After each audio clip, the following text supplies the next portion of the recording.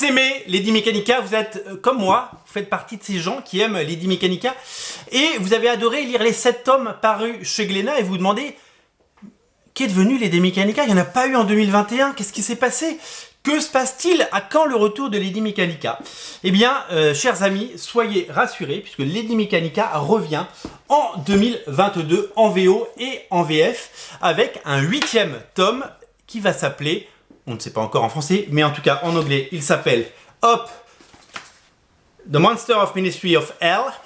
Tac, et ce sont les origines de Lady Mechanika. Alors, Lady Mechanika, c'est une histoire d'amour, vous le savez.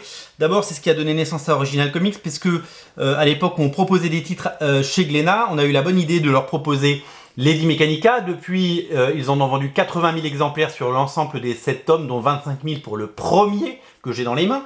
Et donc, succès phénoménal de Lady Mechanika, une série emmenée de main de maître par Monsieur Joey Benitez, qui très vite s'est fait aider par d'autres dessinateurs comme Martine Montiel par exemple, le cousin américain de Bernard, et également par d'autres dessinateurs comme Brian Ching sur la dernière série qui s'appelait Sangré, qui est sorti, c'était le tome 7 chez Glénat. Alors, il faut le savoir, c'est le gros succès de Glénat Comics. Glénat Comics dont on a peu de nouvelles, puisque Glénat Comics, vous le savez, on ne sait pas si ça va continuer sous la forme actuelle, on ne sait pas ce qui va se passer, on sait juste que il n'y a plus rien qui sort et que Olivier Jalabert est parti chez Dupuis.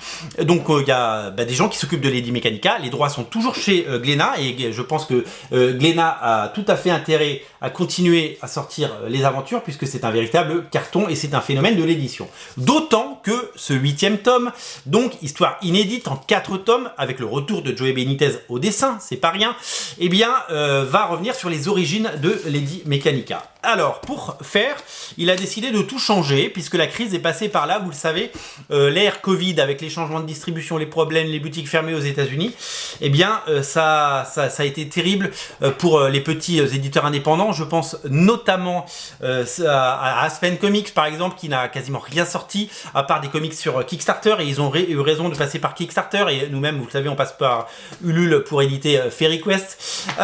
Également, donc ils ont fait un phasome qui s'appelle The Core et qui est dessiné par Alex Conat et qui a un très bel objet. Mais du coup, Joey Benitez s'est dit ok, je suis trop petit, je pourrais pas lutter avec mon Benitez Productions parce que c'est auto-édité depuis la 2e série, vous le savez, Lady Mechanika. Et donc du coup, il est passé chez Image Comics aux États-Unis. Il est passé chez Image Comics, mais il s'est dit j'ai besoin de faire financer, de payer mon coloriste, de payer l'éditorial, de payer mon scénariste, de payer les dessinateurs qui bossent avec moi. J'ai besoin de payer tout le monde, donc il a fait un Kickstarter. Et ouais, il a fait un Kickstarter. Et donc du coup, ça a cartonné, vraiment carton, des dizaines et des dizaines de milliers de dollars, plus de 100 000 $ au compteur. Résultat, ça a donné le premier numéro qui est sorti aux États-Unis. Il a fait ce Kickstarter, moi je l'ai fait, et donc il y avait notamment cette couverture. Moi j'ai reçu cette Deluxe Box, je vais vous la montrer. Je vais l'unboxer pour vous, avec dedans les goodies que j'ai pas encore ouvert, mais je sais pas si j'ai envie de déceler ça parce que on verra plus tard. Et les numéros de Lady Mechanika, donc la nouvelle série The Monster of Ministry of Hell, avec des signatures de Benitez. Ça, c'est la couverture régulière de la version Kickstarter et à chaque fois, il y a un certificat d'authenticité. La particularité de son Kickstarter, c'est que, comme il arrive chez Image Comics, il a eu la très bonne idée de rendre hommage au père fondateur d'Image Comics et de proposer 7 couvertures originales qui reprenaient les couvertures des 7 séries originales d'il y a 30 ans, parce que ça, Image Comics, ça a 30 ans, souvenez-vous. Et donc voilà, alors donc vous avez la boîte, hop, un petit coffret, et dedans vous avez, regardez, Lady Mechanika numéro 1, donc la nouvelle série, avec la couverture qui reprend celle de Shadow Hawk, et c'est signé par Benitez. Vous avez celle qui reprend la couverture de Spawn numéro 1, avec marqué Sangré. C'est chouette, hein. Vous avez celle qui reprend la couverture de Wildcats, avec même le logo, vous voyez. Voilà, ils sont tous signés parce que ça, c'est le Kickstarter. Celle qui reprend la couverture de Youngblood, pareil, certificat d'authenticité. Celle qui reprend Savage Dragon, il a fait un super boulot hein, là-dessus. Il n'y a rien à dire. Cyberforce avec la Steam Force, c'est rigolo, hop, un postillon qui est parti, et Clockworks pour Wetworks. Donc voilà, donc ça c'est pour les versions Kickstarter, et donc cette couverture magnifique. Mais il y a aussi une édition kiosque qui est sortie, les amis. Il y a une édition qui est sortie en kiosque avec cette couverture absolument magnifique et cette variante cover signée Olivier Vatine. Le deuxième numéro sort ces jours-ci, au mois de janvier, et donc il y en aura 4 et ça va nous donner un bel album. Donc est-ce que ce sera un tome 8 ou un tome 0, on ne sait pas. En tout cas, ça va raconter les origines de Lady Mechanika.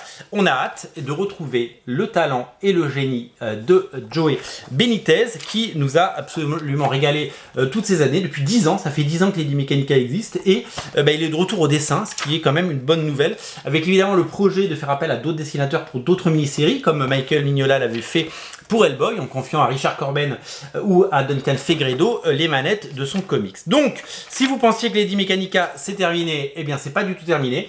L'idée c'est quoi? C'est que là ça sort aux États-Unis. Glénat, que j'ai contacté cette semaine, m'a dit qu'ils étaient dessus évidemment et que le but était de sortir ce tome 0 de Lady Mechanika dans un délai plus que raisonnable. On l'espère donc du coup honnêtement la voir en fin d'année. Souvent Lady Mechanika ça sortait au moment du Comic Con Paris. Le Comic Con Paris c'est une ancienne fête qui a disparu, souvenez-vous, et donc du coup on espère que il y aura évidemment une version française avant les fêtes de fin d'année. Voilà, donc Lady Mechanika revient. Je vous rappelle quoi? Je vous rappelle que en français les 7 tomes sont disponibles. Si vous n'avez jamais lu Lady Mechanika, c'est le moment. Le tome 1, c'est celui-là, il est à petit prix. Et vous pouvez dès à présent craquer pour Lady Mechanika, j'arrive plus à le dire, je l'ai trop dit. En tout cas, nous, c'est une belle aventure et on est ravis de pouvoir vous proposer tout cela. Je vais fermer ma boîte, hop, et voilà, moi c'est mon... voilà, je fais pas souvent de Kickstarter parce que les frais de port sont dingues depuis les États-Unis, mais étant le fan numéro 1 en France de Lady Mechanika et ayant cette belle histoire avec Lady Mechanika, eh bien, je me devais de souscrire et surtout de prendre les couvertures des titres images des années 90 parce que c'est quand même une époque qui a façonné ma façon d'aimer les comics et ma façon de les lire et de les aimer. Voilà, tout simplement. Retrouvez Lady Mechanika en version française dans le lien dans le descriptif de la vidéo. Prenez les 7 tomes avant que ne sorte le 8e. C'est maintenant que je vous invite à découvrir cette série formidable. Salut!